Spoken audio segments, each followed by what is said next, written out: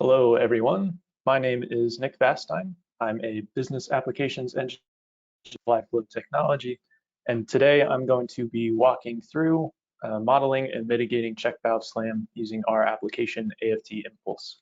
So we'll be looking at the underlying theory, and then we'll look at some specific applications about how to mitigate check valve slam in your specific system. So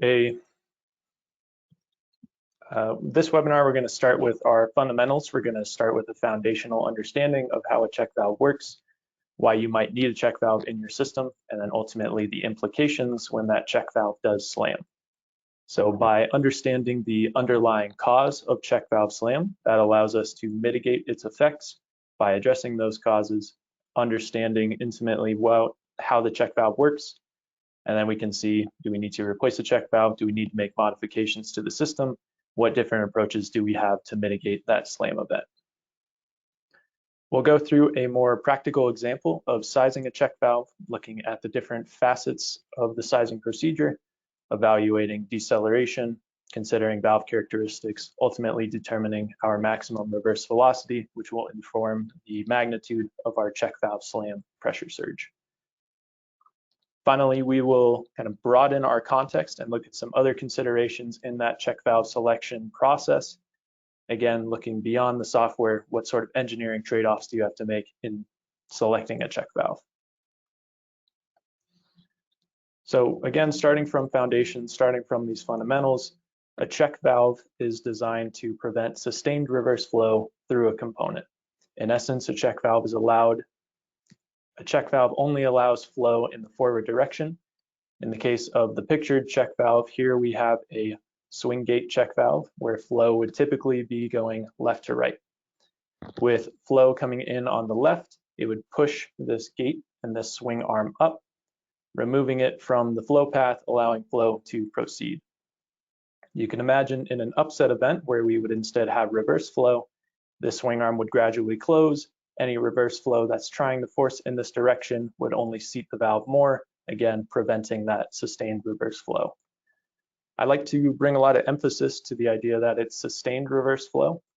Check valves are generally going to allow some amount of reverse flow through them as it takes time, in the case of this swing arm check valve, to go from this fully open state to this closed state. So in that transition process, there's likely going to be some amount of reverse flow, and that's going to depend on the system as well as the check valve itself. Typically, these check valves are implemented in a hydraulic or a piping and pumping system to protect specific equipment, most often a pump, either from things like a surge event or a pump trip.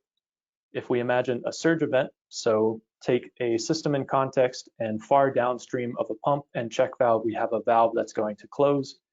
When that valve closes, that can generate a change in driving force that can lead to reverse flow through the rest of the system. In that case, the check valve would close against a pump that's still in operation. And again, that can lead to check valve slam, which we'll get into in a moment. A pump trip is sort of the opposite, where we have a lot of driving force associated with a pump in a system. If we suddenly remove that driving force, there could be potential for reverse flow. A demonstrative case might be pumping up a hill that's 500 feet, so there's a pretty dramatic static pressure difference.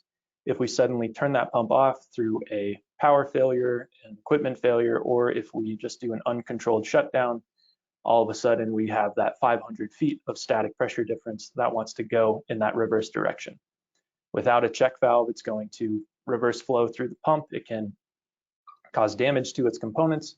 So by adding a check valve, that can hopefully protect that component from that sustained reverse flow. Again, it's probably impossible to prevent all reverse flow through a check valve, and ultimately that will be the cause of check valve slam, as we'll explain. One other application for check valves in terms of protecting equipment is parallel pump operation. If we imagine a check valve as protecting a piece of equipment from reverse flow, during typical operation, we have high pressure on the inlet or upstream of the check valve and lower pressure downstream. That's what's driving our flow in this forward direction. In the case of the pump trip, we remove that high pressure or that high driving force from the inlet, then naturally flow will reverse. That case can be exacerbated in parallel pump operation, where instead of a single pump, where you're at the whim of the boundary conditions of the system, if those other parallel pumps are still operation, all of those are still creating pressure on that downstream side. So without a check valve, if you had a series of parallel pumps and one of the pumps trips, all of a sudden the other parallel pumps want to recirculate that fluid back through that off pump. So adding a check valve to protect that tripped component, again, is ideally there to prevent that sustained reverse flow through that tripped pump. The more aggressive that pressure difference is, the more aggressive the kind of driving force for reverse flow, the harder time a check valve is going to have responding to an event. Something to note is what we're going to be talking about today, at least, is these are primarily passive protection systems. So this check valve is only going to react based on the direction of flow and the hydraulics in that sense. So only flow going from left to right in this case is pushing this swing gate up. Then when flow reverses, there's no longer that force maintaining it up here. It then comes and seats down. That means that it's not controlled pneumatically, it's not controlled manually, it's not controlled electronically. This behavior is largely driven by how the system is going to operate. For example, how much deceleration you're going to see, what's the driving force for reverse flow through the check valve itself. So think of it as a reactionary component that's really at the whim of how the system is going to change. We can make different changes. For example, there's a lot of ways to construct a check valve, which we'll go through later in the webinar, and there's other ways to make changes to the surrounding system. So for example, if we trip a pump more slowly, or if we change our driving force for reverse flow, how would those things impact our check valve slam or check valve response to a transient event? So this is how a check valve works. We can dive a little deeper into the idea of check valve slam, which is a common phrase to refer to this check valve suddenly closing during a transient event. So let's say, again, with our pump trip example, if we are pumping up a hill 500 feet, if all of a sudden this swing arm closes, that's going to cause a pressure response. If you have any experience with water hammer analysis, it's very similar to a typical valve closure, where if we have flow going through a flow path, that fluid has a certain amount of kinetic energy, it has a certain amount of momentum. As we close that valve, that kinetic energy and that momentum is then transitioned into potential energy and pressure. That's why when you slam a valve, you get a water hammer event, you get a sudden pressure surge because of that conversion of energy. In the same way, we can look at a check valve where during this check valve closure, there's some amount of reverse flow. So imagine in a very rapidly decelerating system, let's say that reverse flow develops very quickly, such that there's a lot of reverse flow as the swing arm is closing. It's going to be that same transition between momentum, this time in the reverse direction, which gets converted into pressure once this valve seats. So check valve slam describes that pressure surge resulting from stopping that reverse flow. Obviously, more reverse flow means more momentum to be converted into pressure, and that's really where check valve slam is going to create those issues. The name of the game in trying to mitigate check valve slam is how can we try to minimize that reverse velocity going through the check valve, either by changing those system conditions as we mentioned, or by changing the internals of the check valve itself. So to put it more concisely, what causes check valve slam? If a check valve allows reverse flow before closing, which is going to be almost always the case, there's a lot of development from valve manufacturers to try to minimize that as much as possible to avoid that check valve slam. The resulting deceleration to stop the reverse flow causes a pressure surge. That pressure surge is what we will refer to as check valve slam. You might hear it when a check valve closes if the slam event is violent enough and it stops fluid very dramatically. that can cause a pressure surge that might exceed the pressure limits of your surrounding piping. It might pull a vacuum or cavitate the fluid on the upstream side. Since flow is in this direction, we would create a vacuum on this side and a high pressure on this side. Again, that can also result in forces. There's a lot of other associated concerns with that check valve slam. So what informs the severity of a check valve slam event? I would say there's really two categories. One is how quickly does reverse flow occur? So regardless of the check valve that you have in place, what sort of pieces of the system are informing how that reverse flow is developing? The second is how quickly does the valve respond? So to kind of reiterate my previous point, it's the distinction between what's going on in the surrounding system around the check valve versus what's happening internal to the check valve, which might be easier to solve by buying replacement compared to making other changes to the system. So let's take this piece by piece. First, how quickly does reverse flow occur? This can be driven by system potential.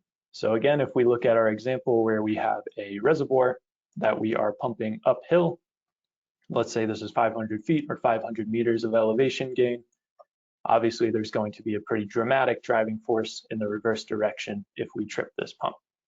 You can think similarly, instead of an elevation change, if there's a high pressure outlet and a low pressure inlet, that will similarly have driving force for reverse flow. Parallel pumps, as we discussed, that's going to be a bit more localized to what would be a parallel pumping station. So if we imagine instead of this figure, which only has a single pump and a single check valve, if we have a pumping station of multiple parallel pumps with multiple check valves, if one of those pumps trips, it wants to reverse flow through that kind of energy sink, and that will slam that check valve closed as well. So the higher potential you have for reverse flow, the more severe your check valve slam is going to be. We will give this a name. We'll call it the rate of deceleration. In essence, if we have a certain amount of forward flow, how long does it take for that forward flow to come to a halt? The more quickly that that occurs, or the more quickly that it transitions towards reverse flow, the harder it's going to be for this check valve to close and avoid that reverse flow. I would think of it as an ideal check valve closure. You would have no reverse flow. You have nothing to convert from momentum into pressure. When the valve finally seats, it's a smooth operation. And so the faster that that valve can seat, the better. If all of a sudden our fluid is going forward and within half a second or quarter of a second it's going in reverse flow, the amount of time it takes for this arm to close, it can be a lot of reverse velocity, which converts into a lot of pressure in the form of check valve slam when that valve finally does close. So the system considerations, again, looking at elevation difference or parallel pumps for the kind of larger driving force. The rate of deceleration can also be informed by things like how your pump is tripping. Let's say we have a pump with high inertia versus low inertia. Both of those pumps are going to have very different responses to the same pump trip event. That's one reason you might add a flywheel to a pump, so that way it maintains momentum. Instead of suddenly cutting off the energy, it can gradually decrease that flow. It can gradually decelerate, giving the check valve sufficient time to close, again, avoiding sustained reverse flow, and then also avoiding as much reverse flow as it can. The other aspect is the valve itself. We'll describe this with the term valve characteristics. So this could include things like the travel, or how far the check valve needs to travel to close. Things like a swing check valve have obviously a very long distance to close. We'll look at some other cases and some other check valve examples that have a much smaller travel, and generally will have a better check valve response to reduce the amount of check valve slam. A valve with a lot of inertia, you can imagine if this is very heavy, it's going to take a lot more energy for it to move through the fluid or to accelerate and then come to a stop. You can also consider additional forces. So if we put a spring on this swing arm, as that comes down, that could force this gate closed much faster in that reverse flow, that upset event. It's important to consider that both of these things are going to inform our final reverse velocity, where reverse velocity describes what's our final amount of reverse flow going through our check valve before the valve finally seats. Our reverse velocity is going to be proportional to this pressure surge. So the more reverse velocity that we see, the higher pressure surge that we're going to have. Our goal in mitigating check valve slam is how can we reduce that reverse velocity as much as possible within our own engineering considerations. So that's really the cause of check valve slam. Again, foundationally, it's based on this reverse velocity. How much reverse velocity occurs through the check valve before this valve closes, converting that momentum energy into pressure. That pressure rise is what causes check valve slam. That's what can be damaging to your piping and to your components. It depends on two things. It depends on the surrounding system, which we'll call kind of influenced by the deceleration of the system. And then it also depends quite dramatically on the valve itself, which we call our valve characteristics. So we'll reuse that terminology throughout the rest of the webinar. Again, hopefully the concepts build on one another and it'll gradually accumulate and make more sense. So now that we understand the cause of check valve slam, we can look at its effects and we can consider how do we mitigate a slam event. As we mentioned, we want to try to minimize the reverse velocity. Again, we're trying to avoid check valve slam and its associated surge by preventing or avoiding that sudden change in velocity. If there's no reverse velocity through the check valve, when it comes to a close, there's no conversion of momentum into pressure. An ideal check valve closure would close at exactly 0 reverse velocity. Again, it's probably not realistic for any check valve, but they can get very close and can close very quickly in those conditions. An alternative that we won't discuss too heavily in this webinar is to slow an allowable amount of reverse flow. So instead of trying to close as quickly as possible, trying to minimize the amount of reverse velocity, you can allow reverse flow through the check valve and then gradually close that check valve, gradually dissipate that momentum into pressure, and that can mitigate the slam event. That might be okay if you don't have equipment that you're concerned seeing that sustained reverse flow, or determining what is an allowable amount of reverse flow. That again would have to go to different engineering considerations. For the sake of this webinar, for the sake of our future discussion throughout these examples, we're going to be emphasizing how can we minimize that reverse velocity and what tools do we have in our toolbox to essentially close these check valves as close as quickly as possible. So another approach to mitigate a slam event is to ease the deceleration of the fluid. Again, that's how quickly fluid is going in the forward direction before going into the reverse direction. And how can we do that? By adjusting our surrounding system. By changing the deceleration, this could mean changing how our pump is tripping, either by increasing inertia, doing things like adding a flywheel, so that way the pump trips more gradually, forward flow is maintained for a few seconds longer before it reverses, and when it does reverse, it's a very gradual approach, which the check valve can seat and smoothly transition to a closed state. Alternatively, if you have a controlled pump, you could do a controlled shutdown where you gradually ramp down the speed, similarly allowing that check valve to gradually close, mitigating that surge event.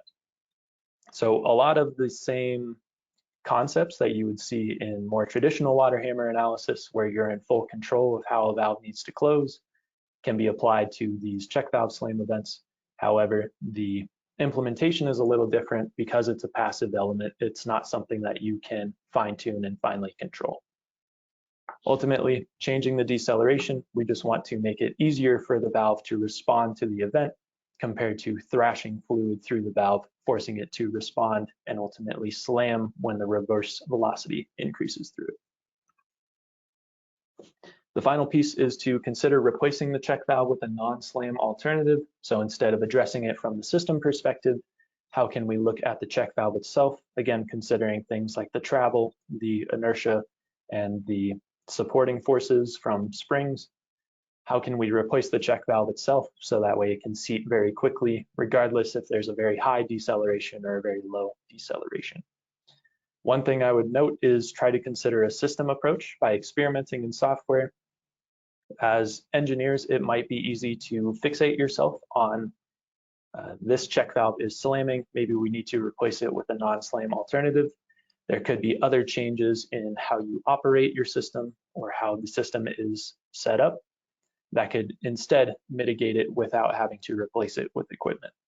So experimenting in software allows you to make those changes, lets you experiment instead of getting fixated on this check valve is slamming. Even if you replace it with a different check valve, are you really addressing the root cause of the slam event, or will that too cause maybe a less severe slam? So consider a systems approach, consider how all these different factors are going to interact, and that can lead to a more sustainable mitigation strategy. So again, that's really the theory. Our main goal is how do we minimize that reverse velocity? Here we'll go through an example that I developed in AFT Impulse, where we have a check valve where we are manually setting the allowable reverse velocity.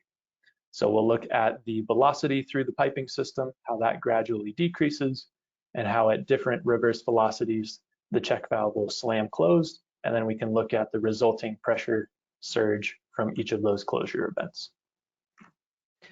Something to note is our approach here, as we have specified in AFT Impulse, is these check valve closures are going to be instantaneous. So as soon as it reaches this maximum reverse velocity, it will immediately set it to 0 as if the valve has completely seated. And from there, we can see a proportional increase in pressure. The pressure rise will be informed by this Joukowsky equation, also known as the instantaneous water hammer equation. And we can see here we have a velocity term and a pressure term. So the more severe the change in velocity, the more severe the change in pressure, which means the more allowable reverse velocity that we have, the more severe our pressure change is going to be. So we will take a look in AFT Impulse, where here we have that same model that we were looking at before. We have a lower reservoir, a pump, and we're pumping up to a upper reservoir. So if we imagine this system, again, consider the potential for reverse flow. Here, this upper reservoir, we have a surface elevation of 91 meters. Down here, we're at 30 meters.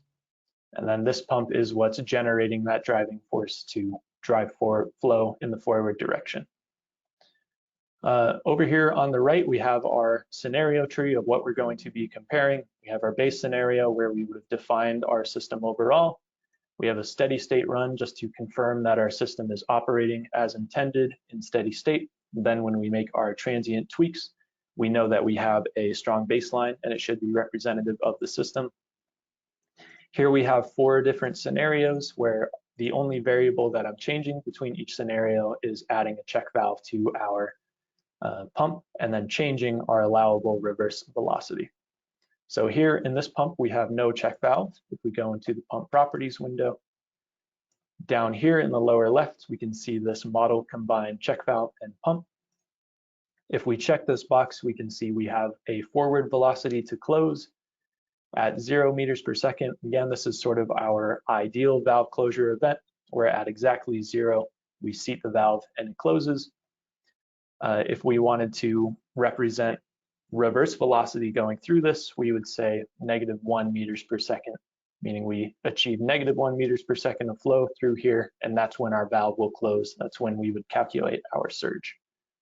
We could similarly do our -2.5, again, doing sort of a sensitivity on how much reverse velocity, what is going to be our resulting pressure surge. While we won't discuss this too much in the webinar, we can also consider things like a chattering check valve. So if we add a delta pressure or a delta head to open, then if the check valve closes, it'll only reopen once this pressure has been met.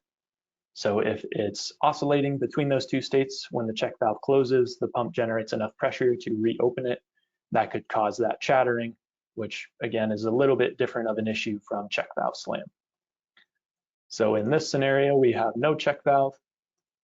In this scenario, again, it's the same system, the same 91 meters and the same 30 meters, but we are modifying our pump to now model this combined check valve. So with this scenario tree, I have my different options. If I wanted to save some time, I could go to the File menu and Start Batch Run, where I can add my different scenarios. It would just run them in sequence. That way I don't need to babysit the program as it's going through each calculation. It'll just run through them all and then provide me the output to inspect and analyze later. So we already have our output for our different scenarios, so we won't go through the running process. And we can go to our output, where here we can look at more specifics. If our sole concern with check valve slam was, do we exceed our maximum pressure somewhere in the pipeline, it's very easy to check that transient maximum here. However, one consideration I would make with transient analysis is looking at only the maximums or only the minimums rarely will tell you the full story of how a transient event occurred. What I would recommend instead is focusing on graphing. One, because there's a high density of information. A picture says 1,000 words, so it can capture kind of the whole story of how the transient event occurred. And also it can make interpreting those results intuitive. This might be a very simple system where we have a pump that's pumping uphill. It's going to trip, and then we will close our check valve. But you can imagine, as you have branching systems, if you had parallel pumps and you're tripping multiple of them at different times, trying to keep all of that in mind while only looking at numerical output is going to be almost impossible. So we can generate a graph to take a look at how our check valve responded. Here in this case, because our check valve is within our pump, we can just look at the pump itself. We can look at the speed of the pump to see how it trips and how it decreases in speed over time.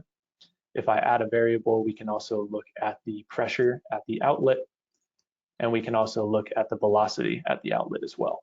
So that velocity component, that's going to tell us when our check valve closed and see if there was a increase in static pressure indicating that check valve slam occurred. So if we generate, here we can see our full transient event over 30 seconds. We can see how the speed of the pump is decreasing over time as it trips. And here we can see how the velocity of our fluid flow decreases to 0 as well. Until it hits 0, it closes, and then it's fixed at 0 the entire time. Something that we can also do is we have these multiple scenarios. We can graph each of these scenarios on the same plot as well. So if we click multi-scenario, we can say, well, if we have no check valve, what is our response? 1 meter per second per our reverse velocity, and 2.5 meters per second. We hit OK, generate our graph again. Now we can see that we're getting a little bit more diverse in terms of our response.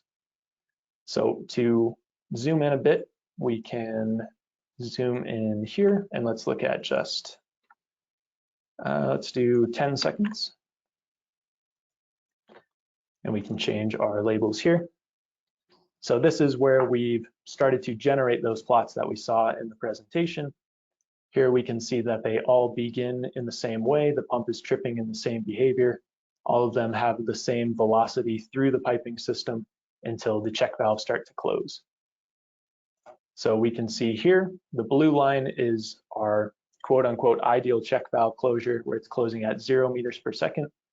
We can see at the time that the valve closes, there's no dramatic increase in pressure. There is a gradual accumulation.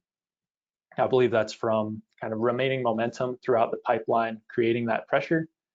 But we can see here where the valve closes at -1 meters per second, we do see that very dramatic pressure increase.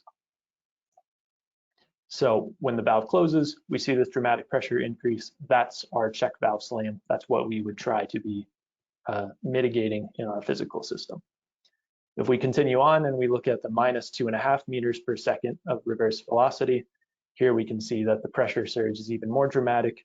And to be consistent with that Joukowsky equation, it should be 2.5 times as bad as this pressure surge.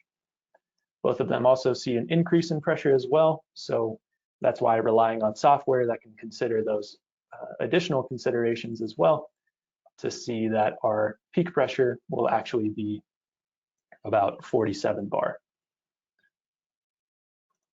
So by looking at these graphs, again, it makes it more intuitive to see the cause and effect. As our reverse velocity develops from here onward, then when our check valve finally slams, that's what causes that high pressure response. Something else that I like to do is look at profile animations. So a profile animation, instead of looking at a single point over time, here we're looking at just the pump with time on the x-axis and the different parameters on the y-axis. Profile graphs can instead show how variables are changing along the length of our pipeline. So if we, for a moment, take our windows and split them, here we have our lower reservoir, our pump, and our upper reservoir. We are graphing the length from this reservoir to this reservoir. So from hydraulic grade line, we have our inlet, we have our pump, which adds a bunch of energy in the form of pressure that's gradually dissipated through friction until we reach our final upper reservoir. Velocity over here is maintained because we have a incompressible fluid with a fixed pipe diameter, so velocity in is going to equal our velocity out. What we can do with this is we can animate how these variables change along the pipeline over time. So if we press play, here we can see how our hydraulic grade line is collapsing. That's because our pump is tripping. It's no longer adding that energy to achieve flow. We can see that now our driving force is going to reverse. We have more energy, more hydraulic grade line at our upper reservoir than we do at our lower reservoir, which is why our flow is starting to gradually slow and our velocity is decreasing. It's going to continue decreasing until we reach our check valve, and then we can see how that check valve slam event is going to impact and then permeate through our system as a series of pressure waves. Just to note, this webinar is more focused on check valve slam, but if you have any questions about water hammer analysis more generally, I definitely recommend taking a look at some of our other resources. So here our pump is still tripping over a little more than 2 seconds. Here we reach zero velocity, so we see our check valve has closed. The pressure actually gradually increases as the rest of the pipe slams into the closed check valve. That's what causes that more gradual pressure increase. Here we can see that our velocity is continuing to decrease. It's approaching this -1, which is where our second check valve will close.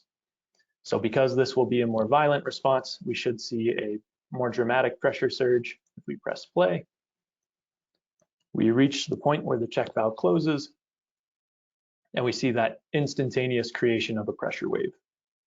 That pressure wave will then transmit and reflect through the system like more traditional water hammer analysis. And again, it's that secondary surge event that you want to be considerate of.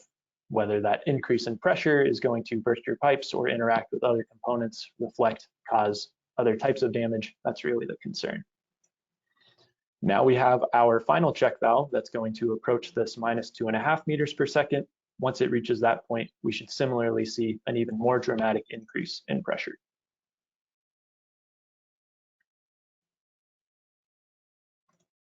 And so there we see that peak pressure, and then that same peak pressure is going to transmit through the whole system until it can reflect and bounce back and forth. So again, for a relatively simple system, this might be intuitive, but as your system grows in complexity and more pipes, more branches, applying these kind of foundational concepts of how do you animate profiles or look at specific points over time, that can really be insightful to understand, one, what's the effect of the system as it is, and as you start developing a mitigation strategy, how do your changes improve on these results? One final thing I'll show you is we can actually graph both of those things at the same time. So we'll quickly recombine these. And this really tells the whole story, where we can see both the animation and then as well as the variables over time. So both of those items are saved as a graph list item. You can do that by right-clicking and then adding the graph to the list. If you put them into the same folder, you can right-click that folder, load folder items to the same tab.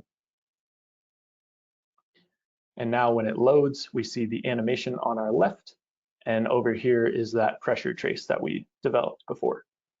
So now when we play our animation, Here we are essentially keeping track on the outlet of J2. So on this side of J2, we see how our pressure gradually decreases, which is going to see our hydraulic grade line similarly decrease. Our velocity continues to decrease. And as we progress through the transient event, we'll see those check valves slam and we'll see those pressure rises be captured in this plot. So again, it's valuable to see the animation, see the implications, and also see at a single point. So there was the yellow that gets sent and reflects. And now we can anticipate the green, which will cause that high pressure surge when that check valve slams. So again, there's quite a few features for this analysis. The main takeaway from this example is how do we minimize this reverse velocity, because that reverse velocity is ultimately what's contributing to the pressure surge, and that secondary pressure surge is what's going to be most damaging to the system. And what we would want to address by considering things like a non-slam check valve or by changing our system considerations to reduce that potential for reverse flow.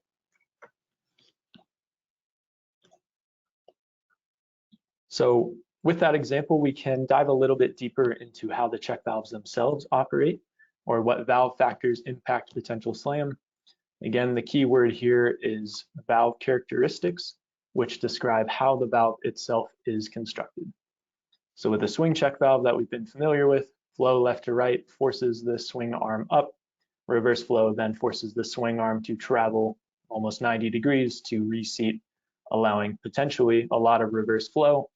And that significant amount of reverse flow is going to lead to a more dramatic check valve slam. If we compare that to something like a nozzle check valve, where the flow instead goes through here, we can see that there's a much smaller amount of travel that the valve has to transition through in order to close and stop the flow, stop the reverse flow. So this will likely have a much better surge response than something like a swing valve. There are also ball valves. Here we can see the spring, which further assists in seating the valve. Again, that would improve and shorten the amount of time for the check valve to close. So these valve characteristics, again, how each valve responds to a reverse flow event is going to depend on the valve itself and how it's constructed, and then also how dramatic the deceleration by the system through that valve occurs. So here we can look at picking a check valve to avoid slam. So how can we consider both the deceleration or the system aspects, things like the pump tripping or the driving force for reverse flow, and then also the valve characteristics to reduce the potential for slam. So as we've gone through already, there's really three factors to consider: how quickly conditions are changing, that's that deceleration component; how the valve itself reacts, that's our valve characteristic components; and then how much reverse flow results. So something that we can do, and a feature that's in our software, is we can use these dynamic performance characteristic curves of check valves, and these come from a few different sources.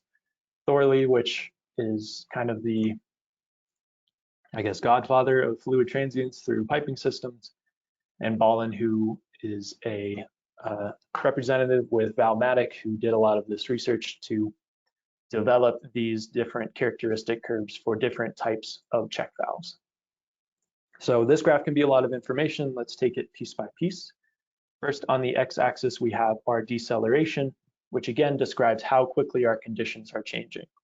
If we have zero deceleration, that's assuming that either flow is continuing forward and maintaining that, or flow is at a halt, and again, there's no transition from forward to reverse flow.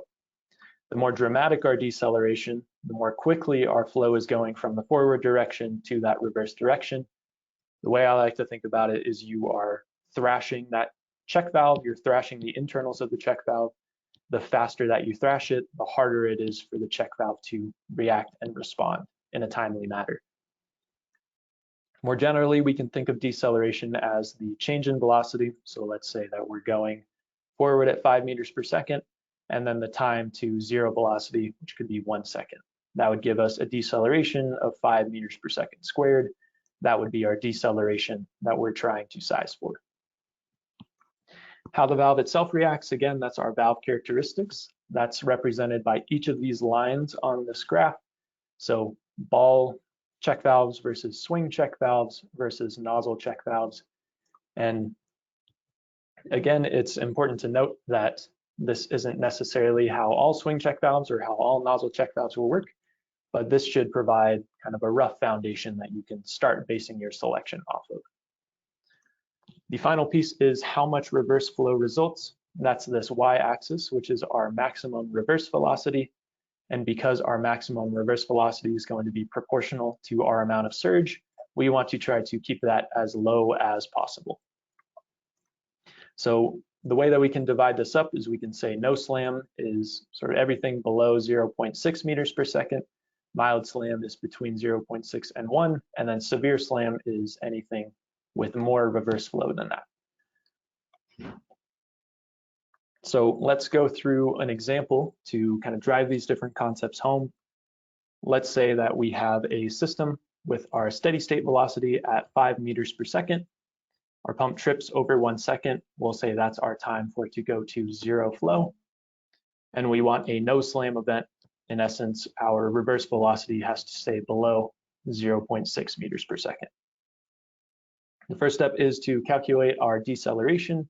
We are taking our velocity over our time. That is here. So this line here is where we're inspecting our different valves.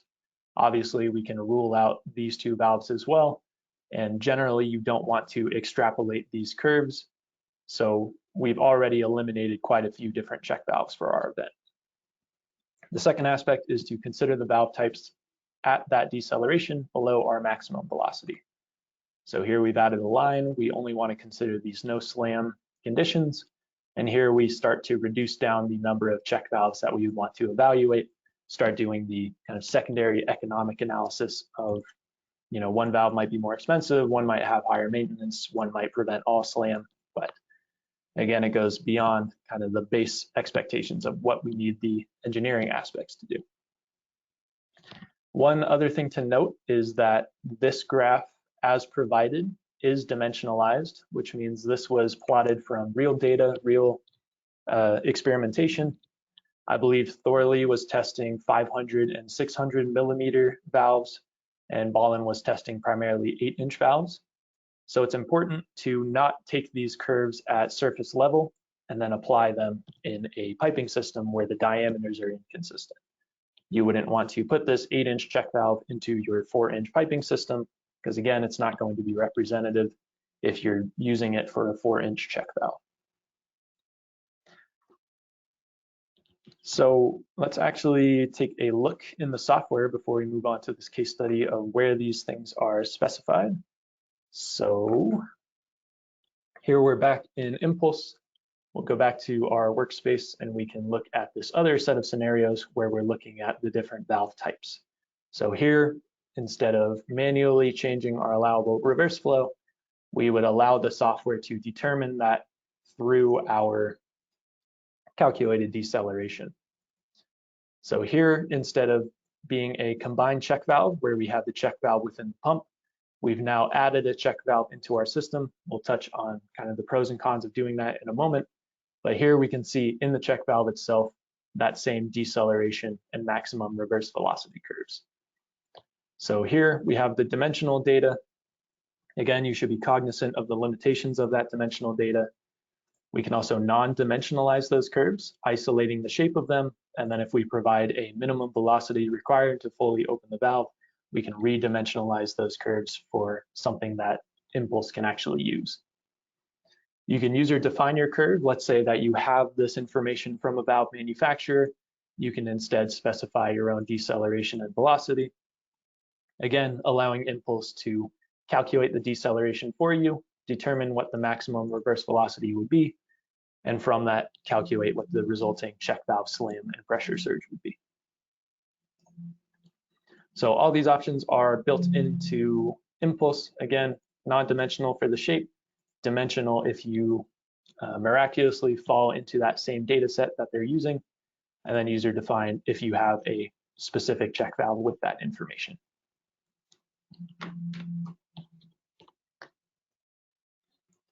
So we actually have a case study from a customer, Aquatech, who was looking at a system in Barcelona, Spain, and they were actually evaluating check valve closures and determining whether a replacement check valve that they selected would be representative of the physical system. So the problem they set out to solve is they had a study to determine the impact of a check valve closure on surge pressure. Again, in the same way we just looked at, the check valve closes, that creates surge. And they wanted to compare those results to the field data, comparing the model predictions and the collected field data they had. They wanted to compare the performance of a swing valve and a nozzle check valve, again, based on our previous characteristic curves. A nozzle check valve is generally going to create less slam than the much longer travel swing check valves. They built their model in AFT Impulse, and they evaluated the highest water delivery point. So that would have the most dramatic cause for reverse flow. Again, if we're thinking about that driving force, they looked at different pump trip scenarios, and as we'll see when we look at their model, they imported their GIS information to construct that model a bit faster. Ultimately, by replacing their swing check valve with a nozzle check valve, they reduced the max pressure by 63%. And then their comparison between field data and their AFT Impulse results showed that the pressure response and also the surge tanks that they had in their system were consistent with one another. So here's their system.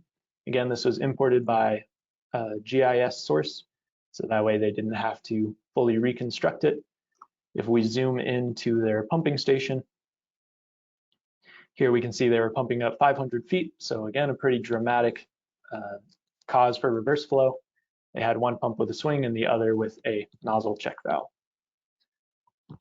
Here's a picture of the physical system. So this is the pumping station itself. It's always a good reminder to consider how your model is going to be implemented and have the opportunity to see it in person, which is always neat.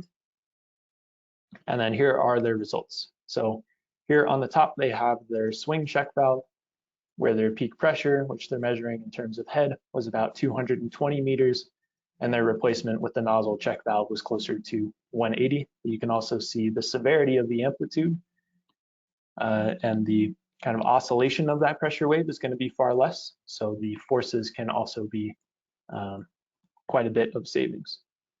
I like this quote that they included: "In light of the results of this study, AFT Impulse has proven to be a robust and highly reliable software to perform surge analyses, again, especially in this application with check valve closures." So modeling a check valve, there's quite a few options in AFT Impulse. We've already gone through a few. We've looked at that combined check valve and pump, where we can fold in the criteria for a check valve to close into that pump junction. If you're familiar with AFT Impulse, this is useful to avoid sectioning concerns, essentially how you are slicing up the pipe into different sections to trace pressure waves, and juggling how many sections you have can lead to significant runtime savings. One note with this process is it's only going to be as good as your input, because you're manually specifying that reverse velocity where the check valve will close. It's not going to capture how the check valve is going to respond to different decelerations. Within the check valve junction, so to jump back into the software for just a moment, again, here we have that separate junction for the check valve, whereas within the pump, we have that combined check valve. Inside of the check valve junction, we have three options. First is user specified, where just like the combined check valve, we've specified the forward velocity at which the check valve closes instantaneously. So it behaves very similar to the combined check valve. It gives you a bit finer resolution because you'll be able to see upstream and downstream of the valve, independent of what's going on with the pump. We can estimate from fluid deceleration.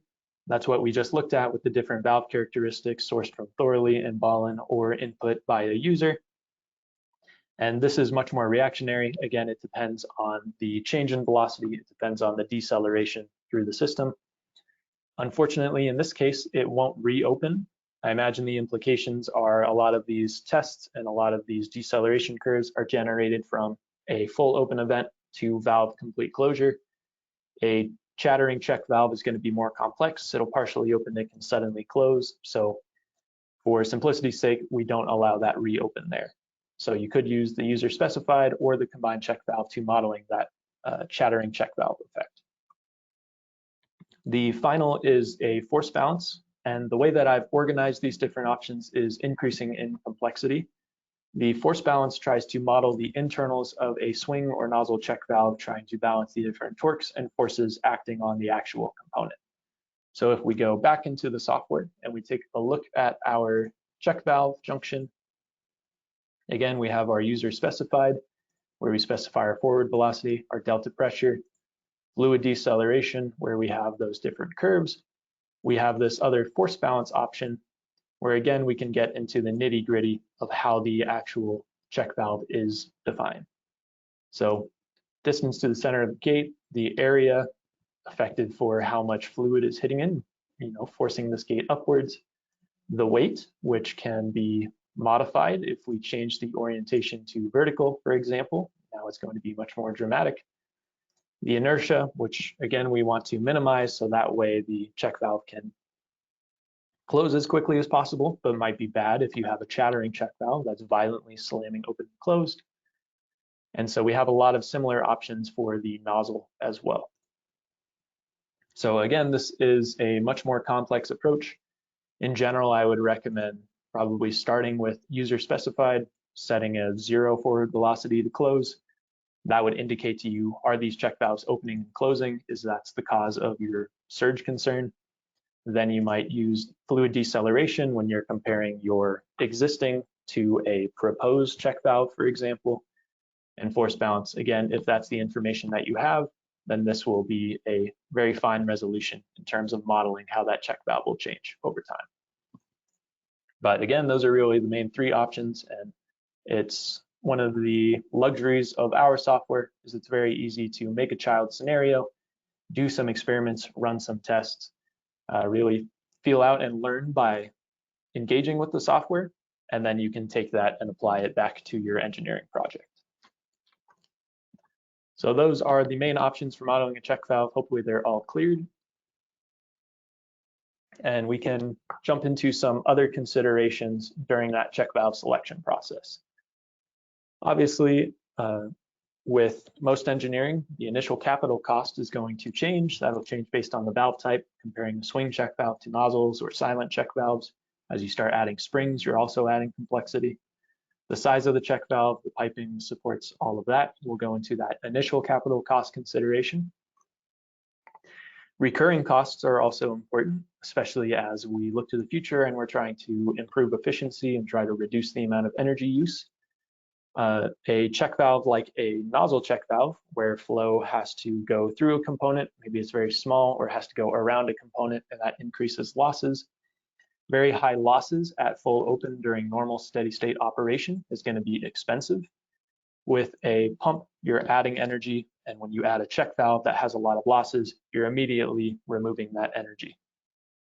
So that's a long-term consideration, whether or not it can address slam. I think that should be the main concern, and then trying to minimize losses at full open would be another consideration.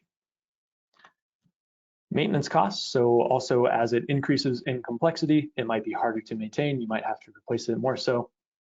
Different fluid types, especially if you are transporting a solid, like in mining or dredging operations, you might want to avoid those very tight check valves with very small tolerances designed to close very quickly.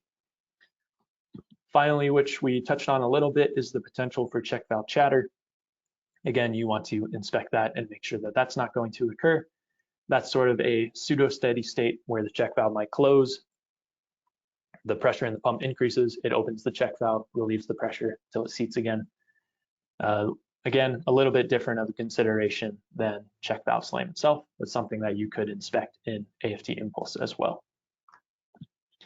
So we've reached our summary. Hopefully everyone's still following along. Hopefully everyone has learned something new today. Starting again from our foundations, our check valves protect equipment from reverse flow. However, if they're improperly designed or used in a system where it's inappropriate, that can cause a secondary transient issue, which we call check valve slam. That check valve slam is due to rapid deceleration of the reverse flowing fluid. Again, if we imagine that swing check valve, if we have a dramatic amount of reverse flow going through it and our valve finally seats, all of that momentum is converted into pressure, and that's that resulting check valve slam, that increase in pressure surge. So we can try to avoid it by addressing the rate of reverse flow. Again, that deceleration term, looking at things like our pump trip, or maybe it's a controlled pump trip, or adjusting our boundary conditions, or we can avoid it using valve characteristics. Maybe we select a different check valve that will result in no slam at those high decelerations. Different types of check valves will respond differently to reverse flow. Again, if we think back to that graph, depending on how the valve is constructed, that can have a lot of implication on the resulting check valve slam. Sizing, we want to determine the amount of reverse velocity. Again, reverse velocity is going to be proportional to that pressure surge. And AFT Impulse, as we've seen, we have a lot of different options to determine the reverse velocity, either specified by the user, determined from those deceleration curves, or through that force balance. And then what is our resulting pressure rise? Is it going to create an unsafe system? Could it burst the pipe? Could it damage equipment? Again, leading to downtime and safety concerns. So again, hopefully you found some value in attending this webinar, and hopefully you've stuck around through the full hour. If you have any remaining questions, please shoot us an email at webinars@aft.com, and we'll do our best to get you a response. And if you have any ideas for future webinars, whether that be specific to an industry, an application, a common question that your engineers have, feel free to submit a topic to webinars@aft.com. Again, I've been Nick Bastine, a business applications engineer here with Applied Flow Technology, and we look forward to having you for another AFT webinar sometime soon. Thanks.